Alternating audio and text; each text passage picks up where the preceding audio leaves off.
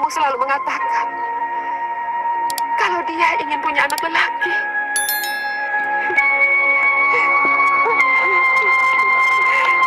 Apa salah saya?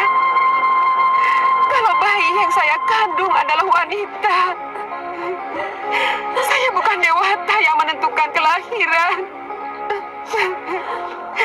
Saya hanya mengandung benih ayahmu. Apa salah saya?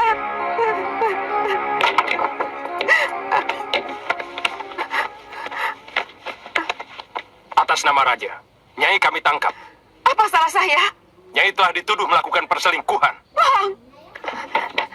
Saya tidak pernah melakukan perbuatan hina itu. Nyai bisa menjawab semuanya di hadapan Adiyaksa. Jalan! Ayo!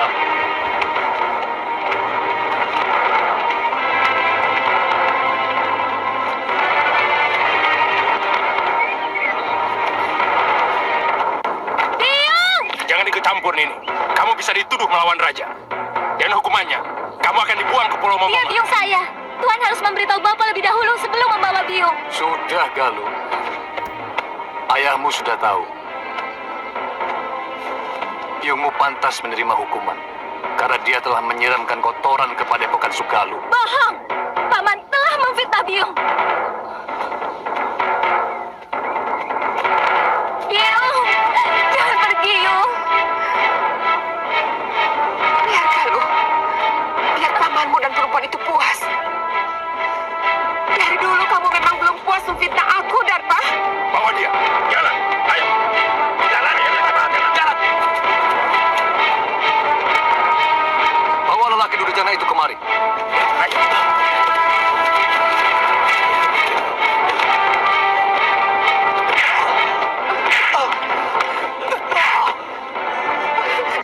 Kamu, Darpa. Kamu telah menyiksa orang yang tidak berdosa. Hei Dewi, keadilan Gusti Betara akan menentukan apakah Nyai bersalah atau tidak. Sebab tuduhan Adiyaksa diperkuat saksi-saksi yang bisa dipercaya. Bawa. Jalan. Jalan. Biung! Biung! Mana Bobo? Mana Bobo?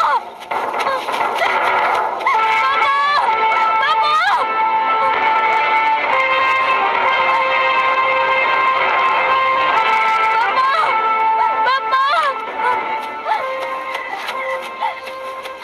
Bobo! Ada apa lu? Biung mau dibawa ke Sedayu, Bobo. Dia dituduh telah berselingkuh. Bobo harus menolongnya. Apa pantas Bopo menyelamatkan istri yang telah berkhianat, menyeleweng? Mestinya Bopo yang menghukum biungmu dan genaknya. Dan menurut undang-undang, Bopo jugalah yang harus menikamkan keris, pejantung Gramia, dan juga biungmu. Kenapa tidak Bobo lakukan? Galuh,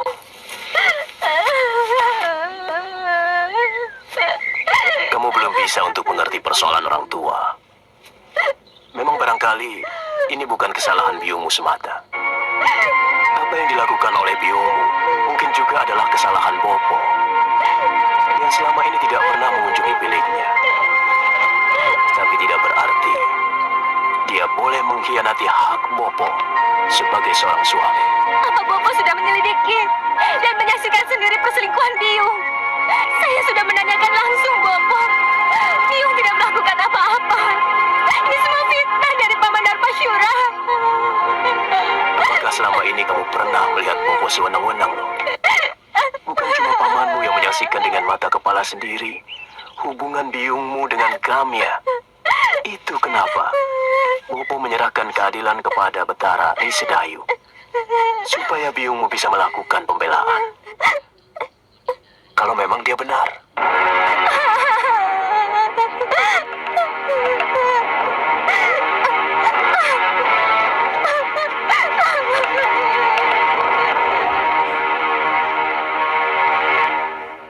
Kasihan anakmu, Kakang.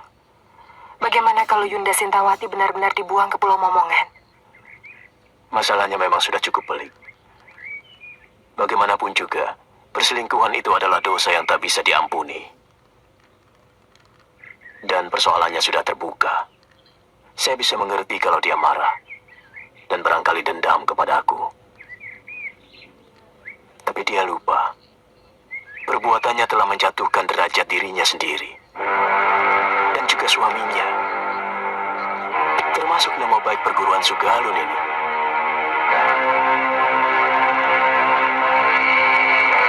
Siapa tahu dalam peradilan nanti, biungmu bisa dibebaskan. Terus terang, saya lebih mempercayai cerita ibumu. Saya yakin semua ini rekayasa dari Paman Darpasyura. Dan dia pasti bekerja sama dengan Adiaksa yang akan mengadili Biung. Apa mungkin sampai begitu jauh tindakan pamanmu? Selama ini, Bopo selalu mendengar pendapat Biung daripada pendapat adik kandungnya sendiri. Dan Bopo tahu bahwa Paman Darpasyura diperalat oleh para tumenggung Sedayu untuk mempengaruhi murid-murid Padepokan Sugalu untuk menjadi tukang pukul mereka. Tapi Bopo selalu menolak. Kenapa? Tindakan para tumenggung dan para demang negeri Sedayu sangat kejam kepada rakyat. Dan dengan menyingkirkan Biung, maka Paman Darpasyura akan lebih leluasa untuk mempengaruhi Bopo. Saya tidak merasa melakukan perbuatan tercela itu. Kalau saya dekat dengan Gramia, karena dialah orang satu-satunya yang mengerti peran saya. Karena dia kekasihmu, bukan?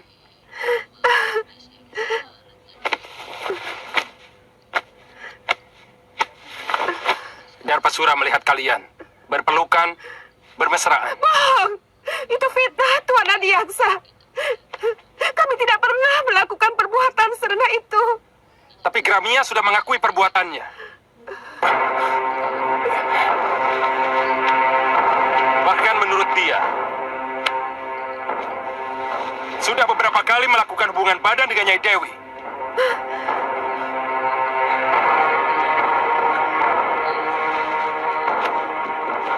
Hamba dipaksa untuk mengakui semua perbuatan yang tidak pernah hamba lakukan, Gusti Adiaksa. Katakan, siapa yang telah memaksamu, Gramya?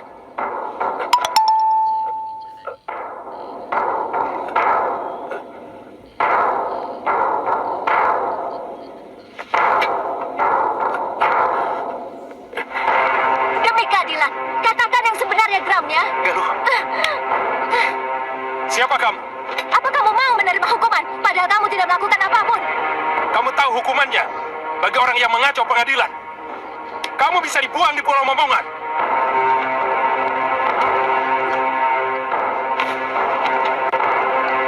Hamba tidak pernah melakukan perbuatan terkutuk itu, Gusti.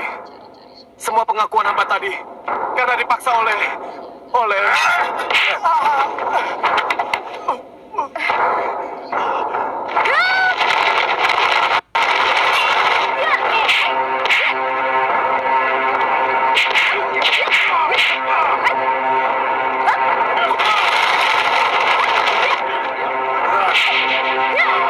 Prajurit, tangkap kedua itu. Buang ke Pulau Momongan.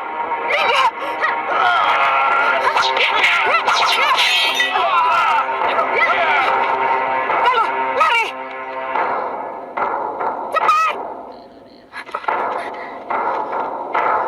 Tunggu! Aku yang bertanggung jawab, bukan mereka! Tenang, Tuan Adiaksa. Kedua anak itu pasti akan diusir dari perguruan Sugalu. Saya akan laporkan kekurang ajaran ini kepada Kakang Empu.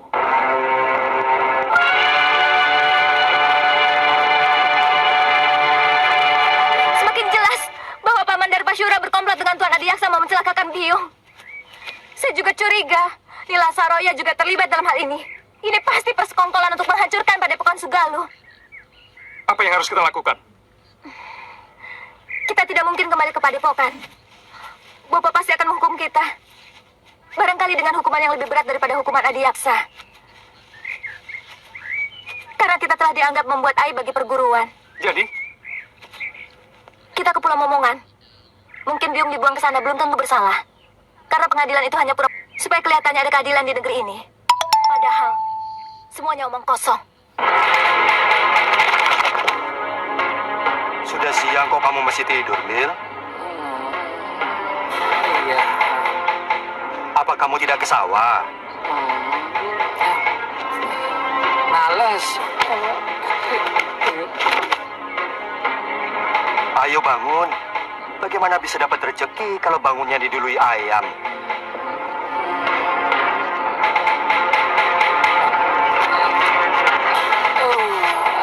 Diam.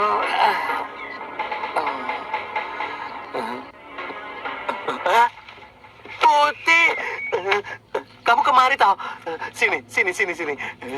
Aku kangen sama kamu, Bill. Apa tidak boleh? Ya boleh toh. Aku malah seneng. Tapi aku tadi kaget. Saya kira ada berita apa toh? Aku kan sudah janji akan tetap mengunjungi kamu. Iya. Genteng, kamu akan saya ganti emas. Jaga juga saya ganti emas. Betul. Ini jaganya didorong lagi. Aduh, jaganya. Aduh, nanti kalau ambrol loh. Kerja kok pada males-males. Ayo kerja. Kok ngeliatin aku terus loh? Nggak pernah lihat orang ya? Kok sama aku kok gumun loh? Aku bukan orang apa?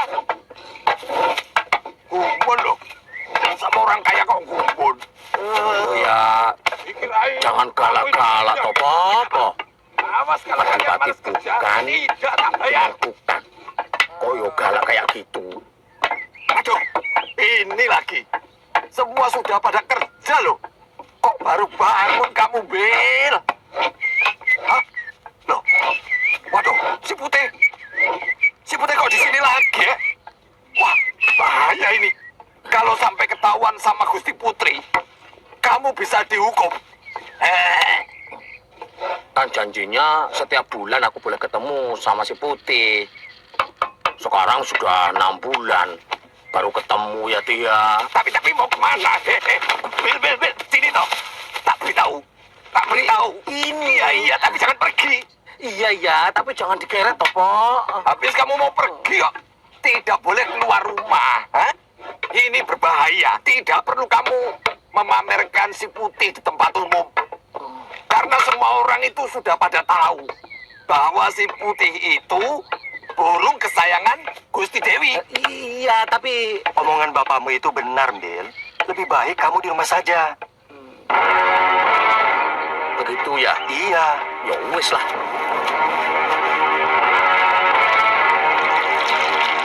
Bayangan itu seperti melekat dalam pikiranku, Mbok. Aku benci. Tapi, maaf Gusti, bayangan siapa? Si Putih. Maaf Gusti, tapi kan Gusti sendiri yang ngusir dia.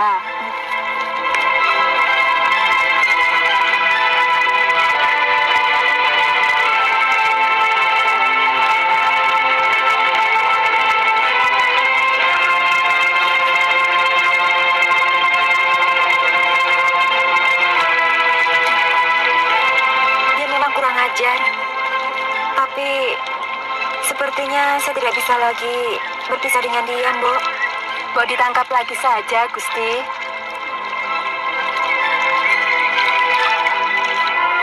Kalau kamu memang mencintainya, kenapa kamu tidak nyusul saja ke kamar Gusti Putri?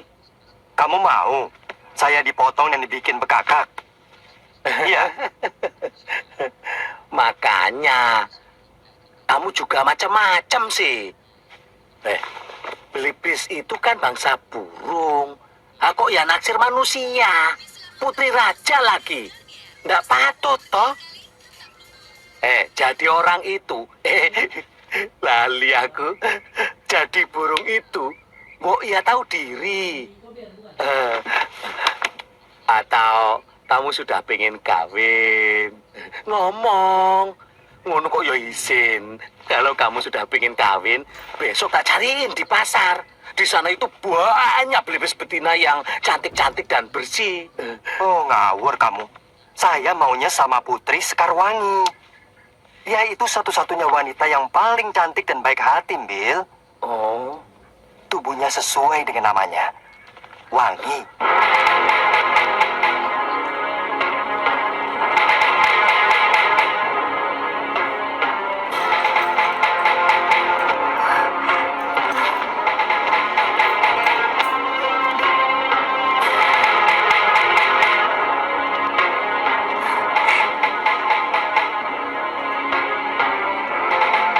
Putih, toka itu?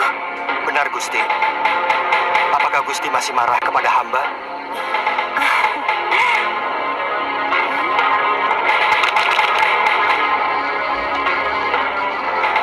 Maafkan perlakuanku dulu itu, Putih. Tidak apa-apa, Gusti. Wajar saja kalau Gusti terkejut melihat perwujudan hamba yang lain. Tapi sungguh, Gusti, hamba tidak bermaksud untuk mempermainkan Gusti.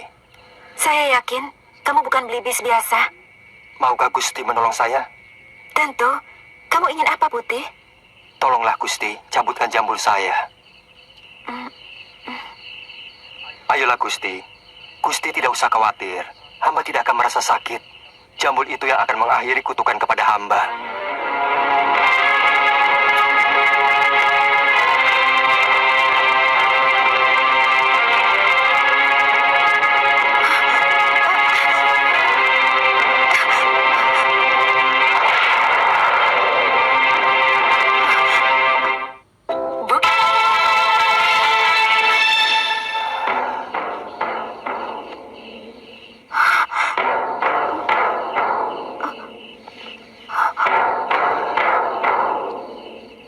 Siapa sebenarnya, Tuan?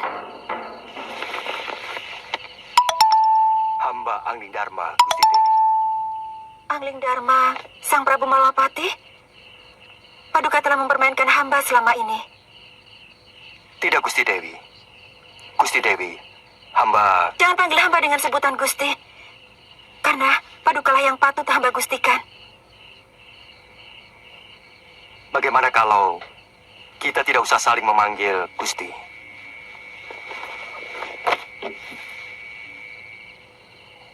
Saya tidak ada maksud untuk mempermainkan Dewi. Karena sebenarnya saya tidak kutuk manusia sejati. Yang saya kalahkan bahasa.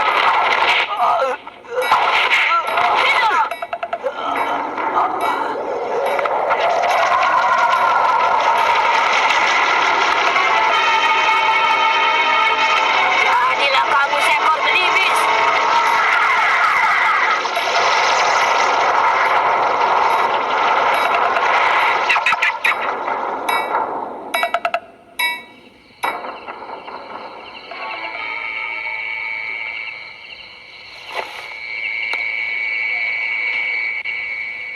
Kau mau memaafkan saya, Dewi?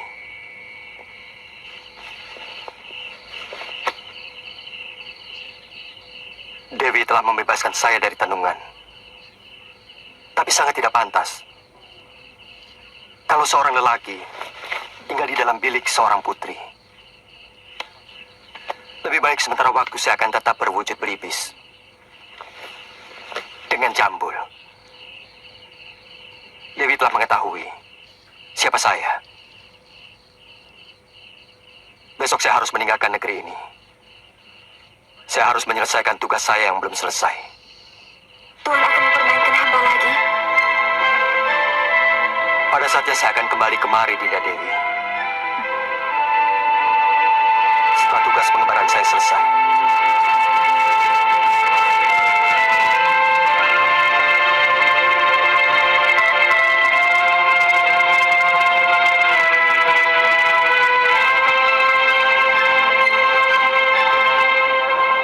Kinarahnya benar gak lo? Saya pernah diajak Bopo. Setelah melewati padang terbuka ini, kita akan menemui alas wingit. Kita istirahat dulu, kakak. Itu ada pohon rindang.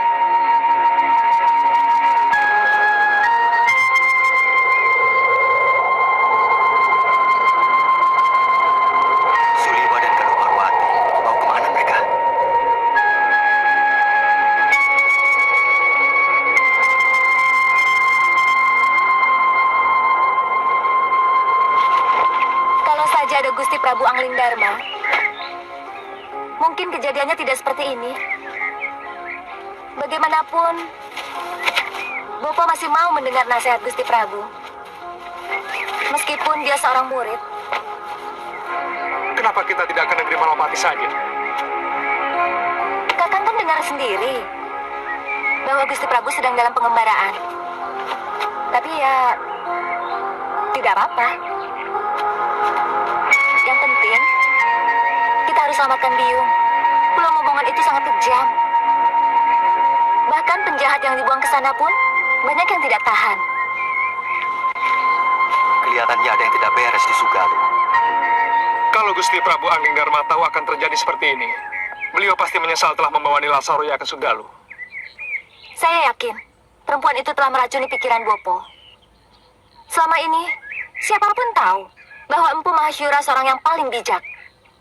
Bagaimana bisa sampai tega membuang istrinya sendiri ke Pulau Momongan? Kalau tidak karena ulah perempuan itu. Tapi tindakanmu, Gramya, tidak bisa dibenarkan, Darpa. Kamu telah menginjak-injak pengadilan dan keadilan. Dia mau menjelat kembali pengakuan yang pernah dia lakukan, Kakang Empu. Kalau memang benar kamu menyaksikan sendiri penyelewengan dia dengan Sintawati, dia tidak akan mungkin bisa mengelak dari pengakuannya. Kecuali kalau kamu dengan sengaja melakukan rekayasa tentang kesaksian kamu dan yang lainnya. Apa untungnya saya memfitnah Ipar sendiri, Kakang? Ada sesuatu yang mengganjal dalam hati nurani saya. Dan ada perasaan bersalah. Saya menyesal tidak mengikuti pengadilan itu. Apa yang dilakukan Suliwa dan Galuh pasti punya alasan yang kuat. Saya selalu menanamkan sikap kepada Galuh untuk berjiwa besar, berani mengakui kesalahan, dan berani menerima kekalahan. Kalau memang benar dia melakukan kekeliruan, jadi sangat aneh kalau dia sampai berani melawan pengadilan. Saya yakin pasti ada yang kurang beres dalam pengadilan itu. Dan kalau memang benar terjadi kekeliruan, kamu sendiri harus bertanggung jawab kepada aku, Darpasyura.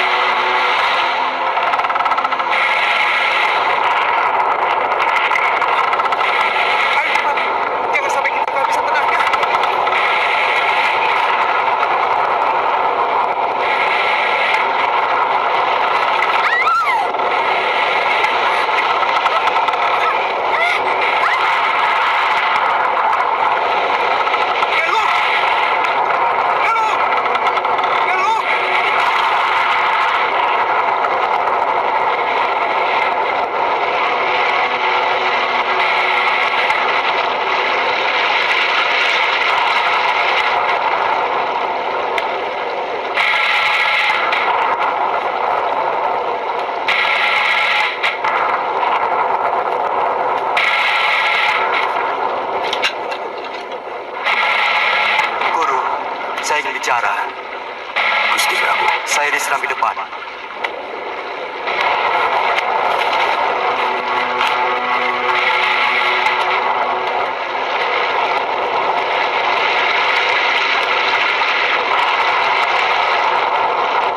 Gusti Prabu kehujanan tadi. Saya ingin ketemu Suliwa dan Galuh. Mereka Tidak usah menutup-nutupi kejadian. Saya tahu mereka tidak berani pulang ke Padepokan. Sebenarnya ada apa dengan kalian? Saya menyesal telah membawa Nila Saroya kemari, hingga menimbulkan gelombang di dalam rumah tangga guru. Jujur saja, apa yang sebenarnya terjadi? mungkin saya memang hilaf, Gusti. Saya sangat mencintai Nila Saroya. Lalu saya mengawininya. Tapi bagaimanapun juga, Sintawati itu telah mengotori padepokan ini, Gusti. Dia serong dengan salah seorang murid saya. Guru, mata batin saya melihat ada sesuatu yang tidak beres di sini. Ada orang-orang yang menginginkan supaya padepokan Sugaluh ini cerai berai. Dan itu dimulai dengan kejadian Dewi Sintawati yang masih perlu dicermati kebenarannya. Saya juga melihat ada bayangan gelap dari Rona di Rasaroya yang begitu kuat. Saya khawatir kalau bayangan itu mempengaruhi guru.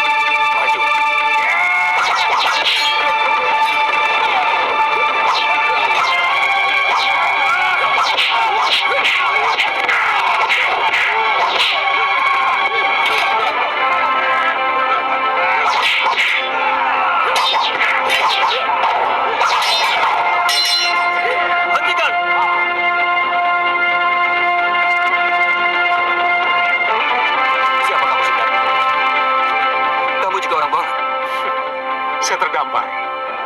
Perahu saya terkena badai di sana. Kamu harus saya hadapkan pada Kakang Demang Kalapati, penguasa Pulau Momongan ini. Tapi saya tidak mau dihadapkan sebagai tawanan. Kalian tidak pernah mengalahkan saya. Yang penting kamu harus menghadap.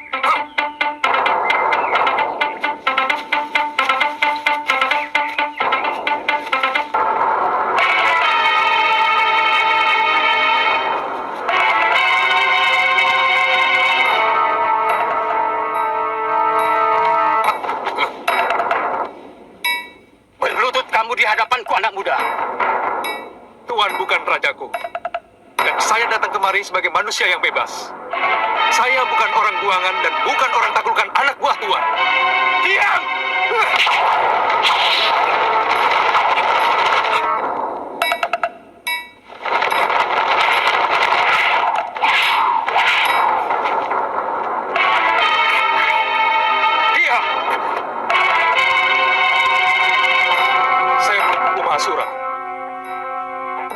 Saya mau membebaskan Dewi Sintawati yang dibuang kemari.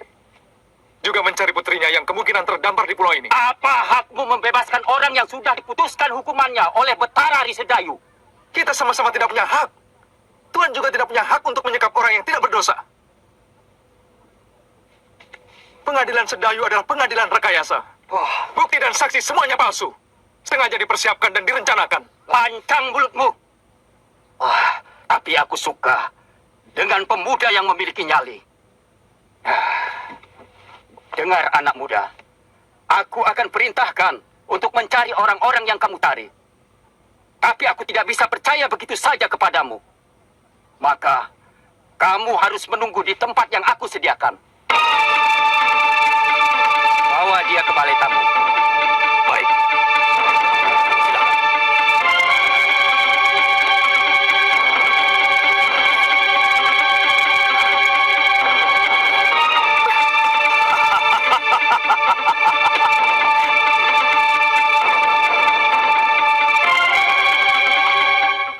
Silakan. Sip, sudah.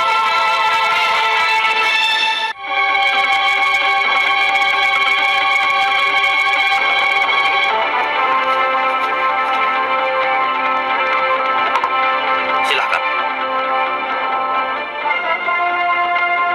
Silakan kamu istirahat. Sebentar lagi pelayan kami akan membawakan makanan. Silakan. Terima kasih.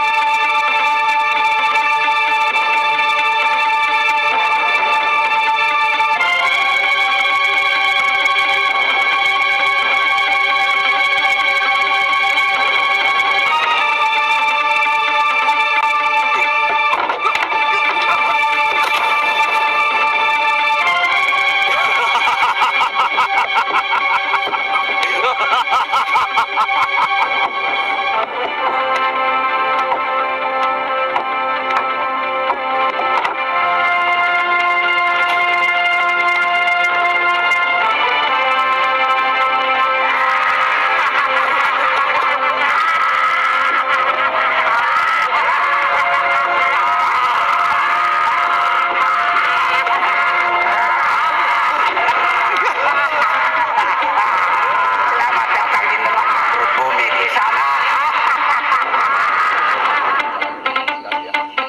Iya. Mau kemana, Nini? Aku ingin menemui salah seorang tahanan. Tapi Demang Kalapati melarang siapapun menjumpai tawanan. Jangan kurang ajar, Paman. Nanti kalau kulaporkan sama Eyang Demang, kalian sendiri yang akan dijebloskan masuk dalam penjara bawah tanah.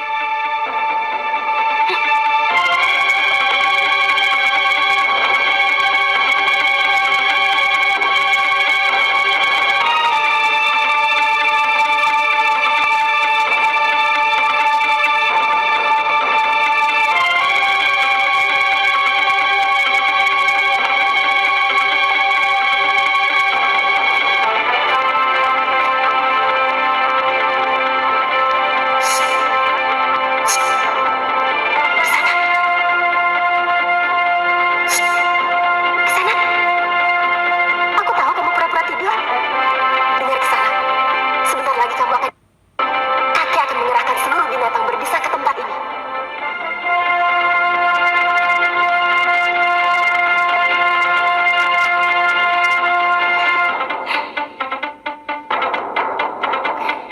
Gosokkan ramuan ini ke seluruh tubuhmu. Binatang berbisa pasti tidak ada yang berani mendekat.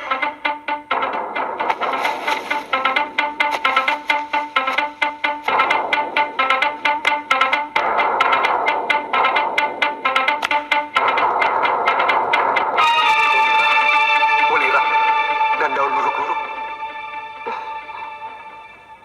Ternyata Kisanak mengerti juga tentang ramuan obat.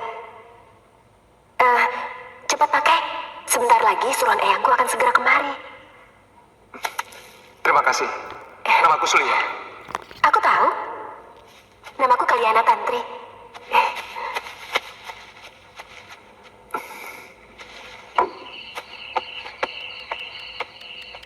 Jangan bilang aku datang kemari. Baik, Nini.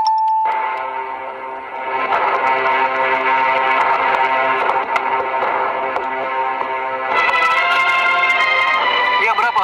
4. Oh,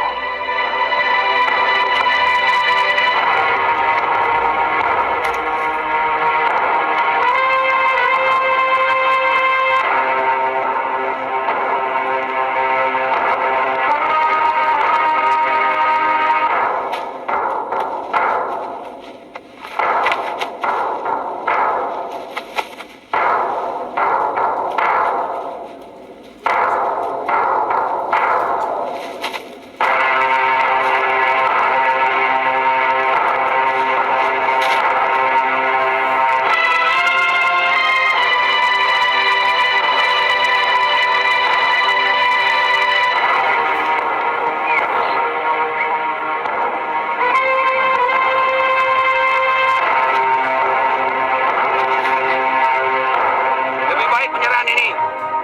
Kamu masih bisa menikmati hidup. Lelaki momongan semuanya hebat.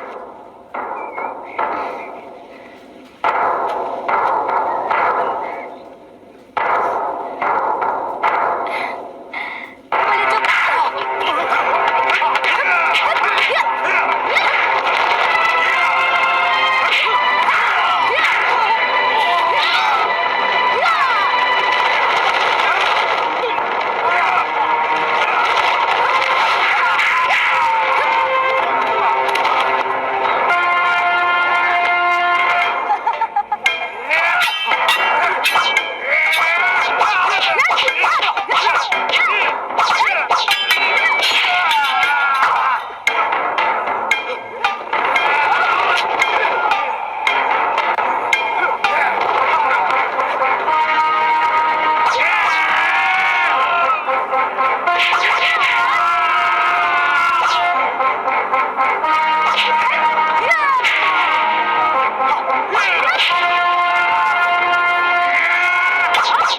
Apa ada seorang pemuda yang mendarat di pulau ini?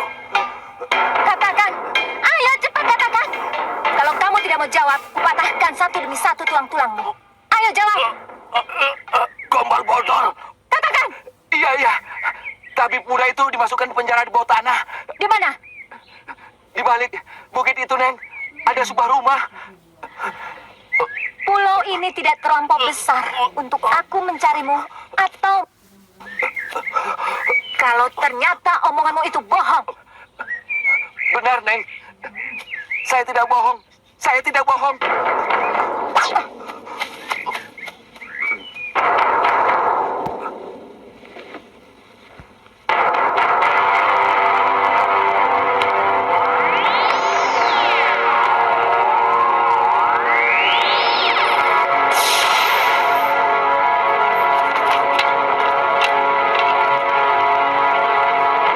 Jangan berlagak jago di sana. Biarkan kami tetap di sini. Hei, di sini jauh lebih aman daripada di luar. Selamatkan saja dirimu sendiri.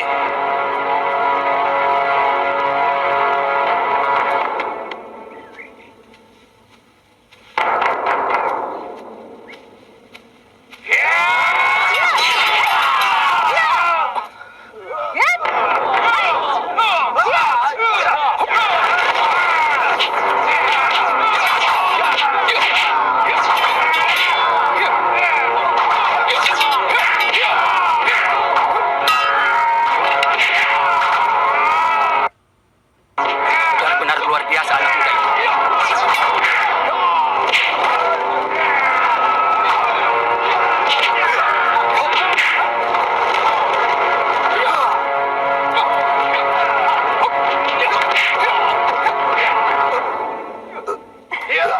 Jangan.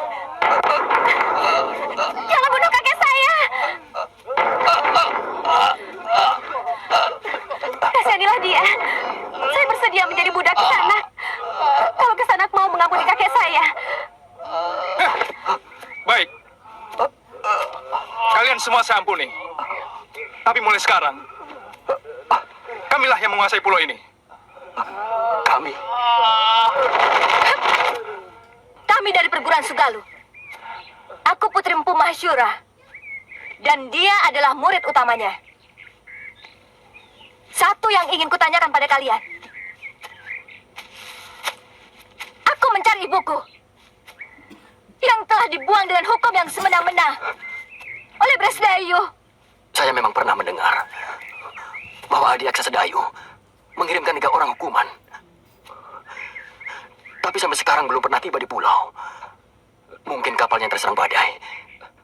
Karena bulan-bulan ini memang musim barat. Perintahkan seluruh rakyat Tuan untuk mencari orang yang terdampar di pulau ini. Baik, Dewi. Sisir seluruh pantai. Bebaskan semua orang yang di penjara bawah tanah. Maaf di sana. Mereka manusia-manusia sangat. Mereka pasti akan membuat onar kalau dibebaskan. Itu tanggung jawab saya.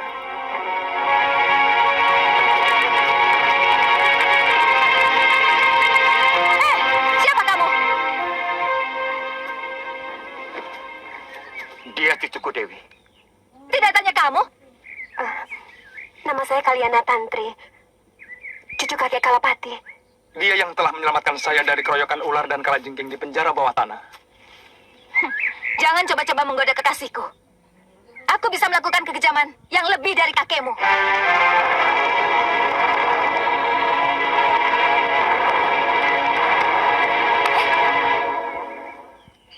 Nyai yakin kakak Empu pergi semedi?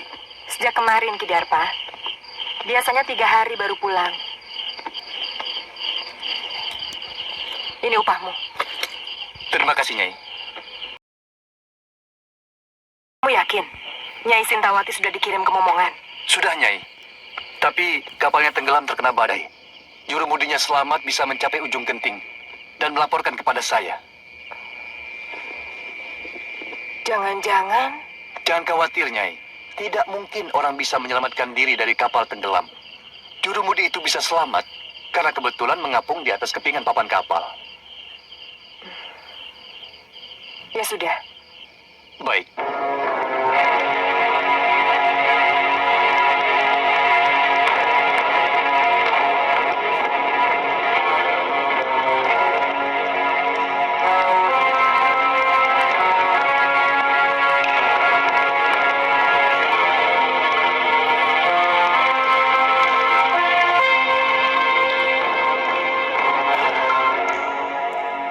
Kenapa wajah Nila Saroya dan Darpasura selalu mengganggu pikiranku?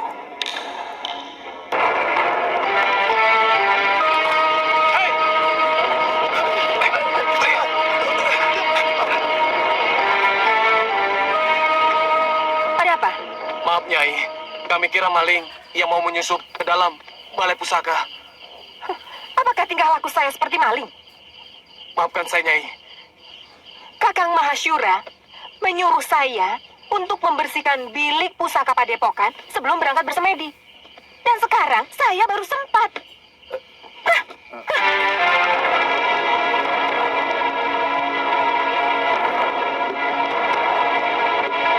Saya heran, kenapa guru lebih mencintai Nyai Nila?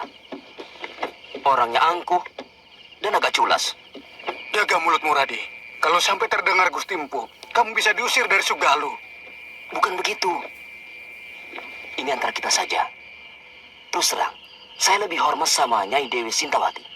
Dia sangat bijak dan selalu memperlakukan kita seperti sanak kandangnya sendiri. Terus terang, saya sendiri agak ragu bahwa Nyai Dewi tega berbuat serong dengan keramnya. Sangat mungkin Ki Darpasura ikut bermain untuk menyingkirkan Nyai Dewi. Sebab bukan rahasia lagi antara Nyai Dewi dan Ki Darpasura saling membenci. Karena adik Gusti Empu merasa tersingkirkan oleh pengaruh Nyai Dewi selama ini. Dan si Gramya itu kan murid yang paling jujur. Mana mungkin dia tega mengkhianati guru? Pendapat Radi dan Adi Bendo memang ada benarnya. Saya pernah memergoki Ki Darpasura dan Nyai Saroya terlibat pembicaraan yang kelihatannya sangat penting. Sebelum Nyai Dewi dituduh melakukan perbuatan aib. Tidak mungkin mereka bersekongkol untuk menyingkirkan Nyai Dewi. Karena kedua belah pihak sama-sama diuntungkan.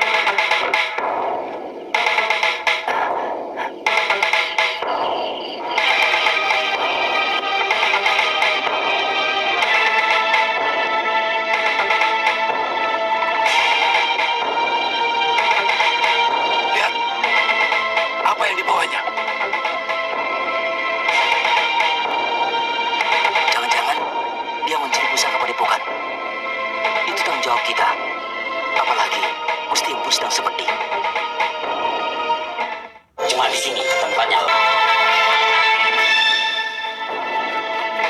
Medi, Ada apa lagi? maaf Nyai, rumah pusaka ini tanggung jawab kami. Apa yang Nyai bawa? Bukan urusan kalian. Kami bisa digantung kalau ada sang pun yang hilang dari bilik pusaka itu. Maaf, berikan kepada kami buntelan itu, Nyai.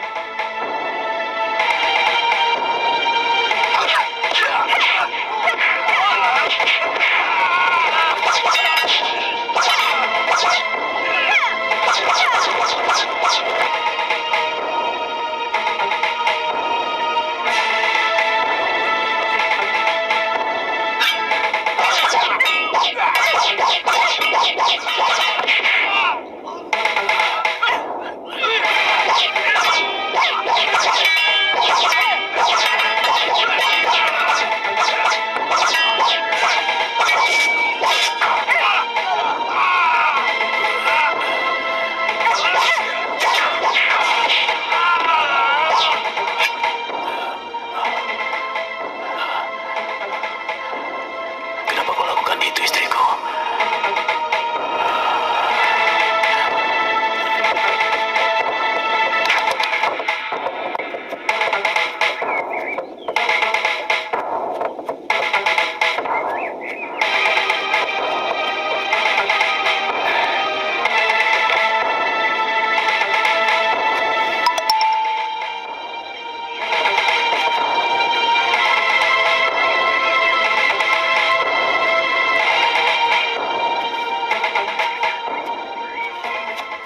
Maaf, agak terlambat. Saya harus menangani orang-orang yang Nyai bantai semalam. Terpaksa saya lakukan, Ki. Mereka mau menghalangi saya. Kita berangkat sekarang? Rencana Nyai sudah benar-benar mantap. Kamu pikir saya benar-benar mencintai orang tua macam Mahashura, meskipun dia sangat sakti? Selama ini, terpaksa berpura-pura mencintai dia, karena saya butuh ilmunya. Tapi Kakang Mahashura selalu melarang saya berlatih ilmunya, dengan alasan perut saya. Bagaimana nanti dengan anak Kakang Mahashura yang sedang Nyai kandung? Ini anakku. Aku sangat yakin anak yang aku kandung ini bukan anak Kakang Mahashura.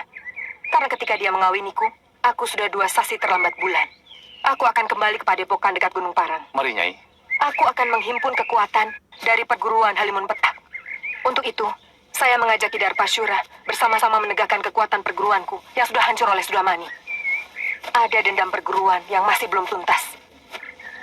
Kalau tidak salah, perguruan Halimun Petak adalah Puranggasuli. Dia ayah saya. Oh. Saya yakin Nyai sudah tahu perseteruan antara ayah Nyai dengan Kakang Mahashura. Itu kenapa saya harus minggat dari Sugalu. Siapa nanti yang akan menjadi guru di sana? Kamu sendiri, Ki. Nanti kalau anak ini sudah lahir, aku yang akan menggantikannya. Sangat janggal kalau sebuah negara tidak memiliki raja. Selama Gusti Prabu Anglingdarma meninggalkan negeri Malwapati, rakyat kita seperti ayam kehilangan induk. Tidak memiliki kebanggaan sebagai rakyat Malwapati. Bahkan, mereka cenderung menjadi bangsa yang rendah diri. Lalu, mau apa Prabaswara? Mestinya Gusti Patih sudah harus mengambil keputusan. Keputusan? Ya, terus terang, kesetiaan Gusti Prabu Anglingdarma kepada negeri Malwapati mulai saya ragukan. Mungkin karena beliau hanya sebatas mantu dari Gusti Sepuh. Sebenarnya, Gusti Patih jauh lebih berhak untuk menjadi raja. Karena kalau saja tidak ada sayembara memperebutkan mendiang Gusti Dewi Setiawati, maka Gustilah yang seharusnya menjadi raja. Sayembara itu yang mengadakannya adalah aku, bukan Romo Prabu. Dan pertaruhannya adalah tahtaku. Di samping adik kandungku yang sangat kucintai, Dinda Setiawati.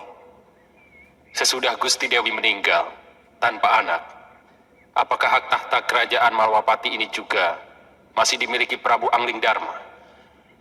Atau sebenarnya sudah batal? Terus terang, kami tidak pernah berpikir sampai hal itu.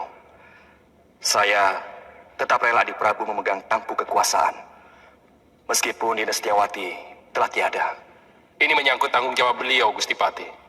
Sungguh sangat berbeda. Seorang pewaris asli dan seorang yang hanya menerima pemberian. Jangan menggoyak keyakinanku, Katiwanda. Janji seorang satria itu pantang mencela-mencela. Pagi kuning, siang merah, malam hijau. Gusti akan membiarkan negeri ini semakin kerdil tanpa kemajuan setapak pun. Karena tidak adanya raja.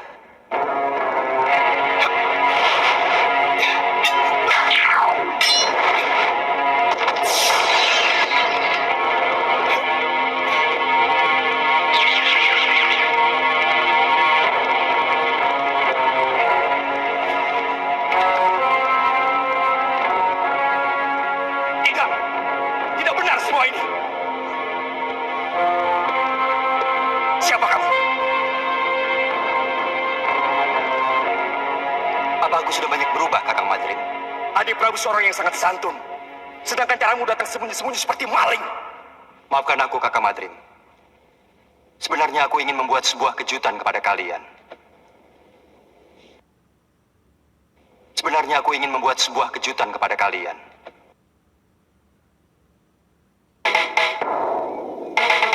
Kamu menantangku, Kakang Madrim? Aku wajib meyakini kebenaran dari raja negeriku.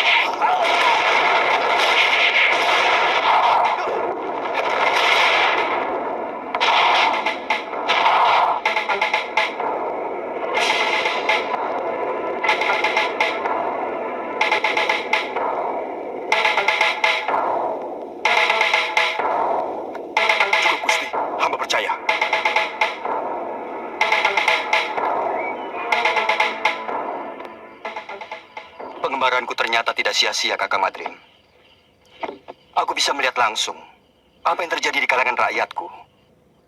Berbagai macam bentuk kehidupan yang selama ini belum pernah saya lihat dari tembok ke daton. Sudah merupakan kebiasaan. Seorang Prabu biasanya cukup melihat kehidupan rakyatnya lewat laporan para tumenggung dan adipati. Adipati menerima laporan dari para kubu dan bekel. Bekel menerima laporan dari Jagabaya dan para kepala kampung. Itulah kenapa banyak raja yang menjadi membambung. Maksud Adi Prabu? Banyak rakyat yang menderita, tapi raja tidak mampu melihatnya.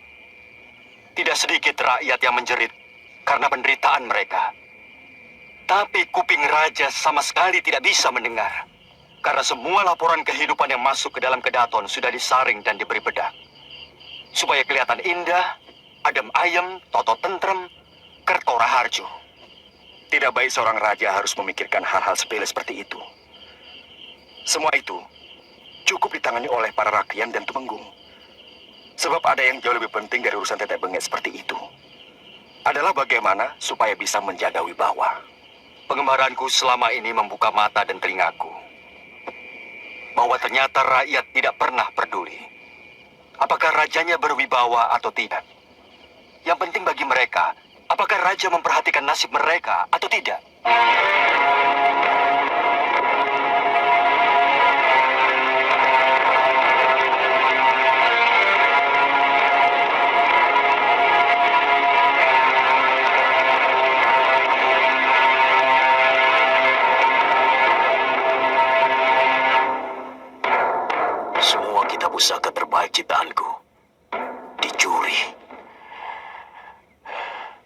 Aku yakin ada orang lama perguruan Sugalu yang mempengaruhi istriku.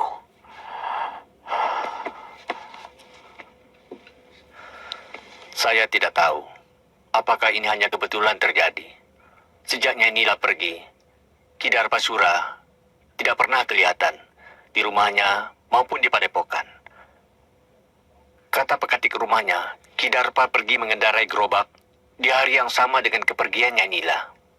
Darpasura. Apa mungkin adik kandungku tega mengkhianatiku, Subada? Saya benar-benar tidak tahu, Guru.